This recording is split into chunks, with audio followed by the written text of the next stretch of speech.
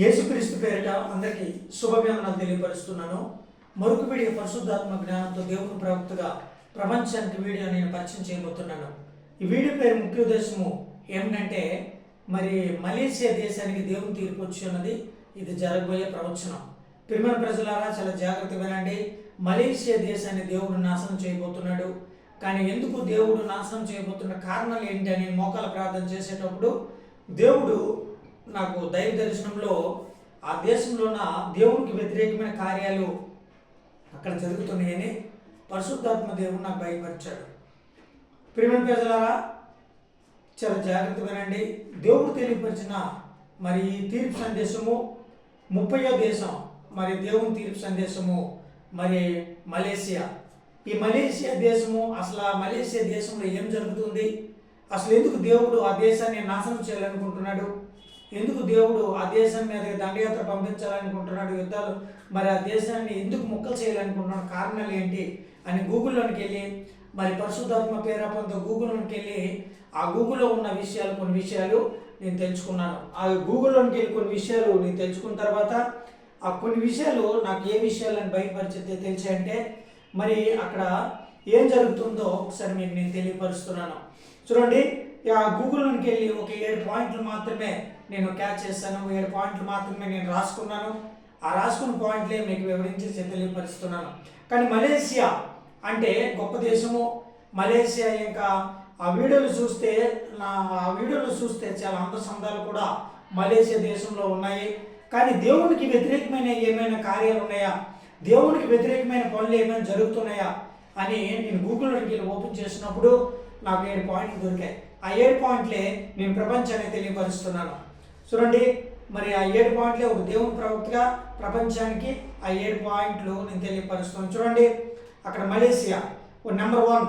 ఈ మలేషియా దేశంలో 3,29,00,000 మంది జనాభా ఉన్నారండి. 2వ పాయింట్, అధిక సంఖ్యలో ముస్లింలు, ఎక్కువ శాతం ముస్లింలు ఉన్నారు. తర్వాత 3వ పాయింట్కి వస్తే బౌద్ధ మతం వాళ్ళు కూడా ఉన్నారు. 4వ పాయింట్కి వస్తే హిందూ మతం వాళ్ళు కూడా ఉన్నారు. 5వ పాయింట్కి వస్తే క్రిస్టియన్స్ 2%, ఎన్నో మందిరాలు కూడా క్రిస్టియన్స్ కూడా, ఎన్నో చర్చిలు కూడా ఉన్నాయని కూడా గూగుల్ తెలియపరుస్తుంది. అలాగే 6వ పాయింట్కి వస్తే అందమైన ఏంటంటే చాలా మంది అందమైనవి ఎక్కువ ప్రేమిస్తారు. అందమైనవి అక్కడ ఉన్న ఆ ప్రకృతిని ఎక్కువగా వీళ్ళు ప్రేమిస్తున్నారు. 7వ పాయింట్కి వస్తే ఆ 7వ పాయింట్కి వస్తే ఏంటంటే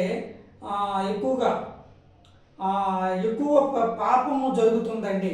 అంటే 100 స్త్రీలు 10 మంది పురుషులు. అంటే ఒక గ్రూప్ ల్యాండ్గా తీసుకుంటే 100 స్త్రీలట, 10 మంది పురుషులు, 105 మంది పురుషులట. అంటే దీన్ని బట్టి ఎక్కువగా అక్కడ పాపం జరుగుతుందని కూడా నేను దేవుని ప్రవక్తగా నేను తెలియపరుస్తున్నాను. అందుకే దేవుడు ఈ దేశానికి తీర్పు సందేశం పంపించమని దేవుడు బయటపరిచాడు. ప్రియమైన ప్రజలారా చాలా జాగ్రత్తగా వినండి. ఎందుకంటే మనము ఏ టైంలో మనుషులు ఏ టైంలో ఏ రూపంలో అంతమైపోతారో తెలదు. కానీ దేవుని తీర్పు ఇంకా దగ్గర సమయం దగ్గర అవుతుంది. ఇది 30వ దేశం, దేవుని తీర్పు సందేశం 30. కానీ దేవుడు నాకు ఈ విషయం తెలియపరిచాడు. కాబట్టి ఈ మలేషియా అనే దేశం కూడా దేవునికి సువార్తకి ఆటంకల దేశం. ఈ మలేషియా అనే దేశము సువార్తకి ఆటంకల దేశం. కాబట్టి అందుకోసమే ఆ మలేషియా దేశం మీదకి దేవుని తీర్పు వచ్చి ఉన్నది. ఇది జరగబోయే ప్రవచనం. ప్రియమైన ప్రజలారా చాలా జాగ్రత్తగా మీరు అర్థం చేసుకుంటారని దేవుని పేరట నేను మనవి చేస్తున్నాను. ఎందుకంటే చాలా దేశాల్లోన ఏం జరుగుతుందంటే ఈ మలేషియా దేశమే కాదు, చాలా దేశాల్లోన కొంతమంది దేశస్తులు ఏం చేస్తున్నారంటే యేసుప్రభుని పూర్తిగా మర్చిపోయారు. అంటే యెహోవా దేవుణ్ణి ప్రేమించట్లేదు, యెహోవా దేవుణ్ణి నమ్మట్లేదు. అందుకే ఆ దేశాల మీదకి దేవుని తీర్పు వచ్చిందండి.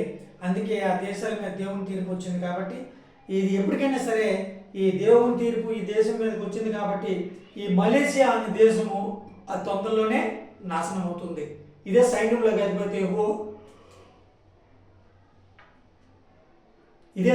అధిపతి యెహోవా వాక్కు. ప్రియమైన ప్రజలారా చాలా జాగ్రత్తగా వినండి. ఎందుకంటే దేవుని భయభక్తులు కలిగి జీవించండి. ప్రతి వీడియోలో కూడా నేను ఇదే చెప్తున్నాను, దేవుని యందు భయభక్తులు కలిగి జీవించండి అని ప్రతి ఒక్క వీడియోలో కూడా నేను చెప్పడం జరుగుతుంది. కాబట్టి చాలా జాగ్రత్తగా వినండి, యేసు ప్రభుని నమ్మండి, మరి ప్రార్థన చేసుకోండి, పశ్చాత్తాపం పడండి. పడితేనే మరి మీ ప్రాణాలు దేవుడు కాపాడుతారు, లేకపోతే మీ ప్రాణాలు మీరే తీసుకుంటారు. ఎందుకంటే మీ ప్రాణాలు మీ చేతుల్లోనే పోతాయి. కాబట్టి మరొకసారి జ్ఞాపం చేసుకుంటారని దేవుని పేరిట మరి వందనాలు తెలియపరుస్తున్నాను. మరొకసారి ఈ సర్వే నేను ముగిస్తున్నాను. చూడండి, మరి 1.3,29,00,000 మంది జనాభా ఉన్నారు. అధిక సంఖ్యకులు ఎక్కువ శాతం ముస్లింలు ఉన్నారు. అధిక సంఖ్యకులు ముస్లింలు ఎక్కువ మంది ఉన్నారు. తర్వాత 3వ పాయింట్కి వస్తే బౌద్ధ మతాన్ని కూడా పూజ చేస్తున్నారు. 4వ పాయింట్కి వస్తే ఎక్కువ హిందూ మతం కూడా ఎక్కువ శాతం ఉన్నది. కానీ క్రిస్టియన్స్ వాళ్ళు కూడా చాలా గుడులు ఉన్నాయి, క్రిస్టియన్స్ కూడా చాలా మందిరాలు ఉన్నాయని కూడా తెలియపరుస్తున్నారు. ఇక్కడ అందమైన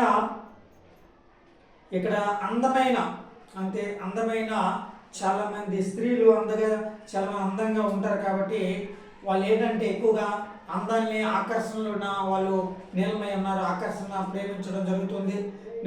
మరి 7వ పాయింట్కి వస్తే ఎక్కువ పాపం జరుగుతుంది. అంటే 100 స్త్రీలు 105 మంది పురుషులు. అంటే ఇది ఒక కమాండ్, అంటే ఇదనమాట, ఒక ఆచారం అనమాట. అంటే 100 మంది స్త్రీలు 105 మంది పురుషులు అంటే అర్థం ఏంటి, ఒక ఆచారం. ఈ ఆచారం ప్రకారంగా అక్కడ ఎక్కువ పాపం జరుగుతుందని మరి దేవుని ప్రవక్తగా ప్రపంచానికి తెలియపరుస్తుంది. అందుకే ఈ మలేషియా అనే దేశానికి దేవుడు తీర్పు వచ్చి ఉన్నది. కాబట్టి అది తొందరలోనే ఈ దేశము నాశనం అయ్యే అవకాశాలు ఉన్నాయి. అంతమంటే అది 2వ రాకడ సూచన వస్తుంది. కానీ నాశనము అంటే ఆ దేశంలో కొన్ని ప్రమాదాలు వచ్చే అవకాశాలు ఉన్నాయని కూడా దేవుని ప్రవక్తగా నేను తెలియపరుస్తున్నాను. అందరికి మరొకసారి వందనాలు తెలియపరుస్తున్నాను. మరొక వీడియోకి మరొక తీర్పు సందేశం, మరొక దేశం కోసం తెలుసుకుందాం.